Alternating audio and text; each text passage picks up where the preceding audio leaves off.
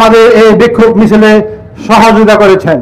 প্রিয় ভাইয়েরা আমার, আজকে আপনাদের সামনে বলতে চাই যে ইতিপূর্বে আপনারা বিগত 53 বছর নির্বাচন দেখেছেন, আপনারা দেখেছেন দিনের ভোট রাত্রে হয়ে গেছে। আমরা চাই না আগের জায়গায় চলে যেতে, আমরা চাই পিয়ার পদ্ধতি নির্বাচন হোক। এই দেশের মানুষ বুঝুক নির্বাচন কাকে বলে। আমরা যদি সংখ্যাগরিষ্ঠ হয়ে সংসদে যেতে পারি তাহলে আল্লাহর কোরআন, আল্লাহর আইন এই বাংলাদেশের জমিনে চলবে। আপনারা দেখেছেন এদেশে সন্ত্রাস, দুর্নীতি, চাঁদাবাজকে আপনারা দেখেছেন।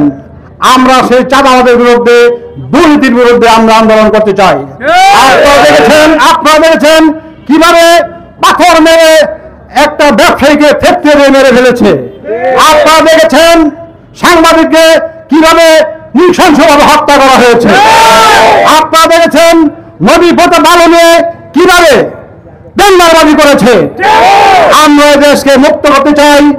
আমরা টেন্ডারবাজি থেকে, চাঁদাবাজি থেকে এই বাংলাদেশকে মুক্ত করতে চাই। পরিশেষে আপনারা যারা ক্লান্ত পরিশ্রম করেছেন, আপনাদের সকলকে আন্তরিক অভিনন্দন, শুভেচ্ছা জানিয়ে আমি আমার বক্তব্য শেষ করতে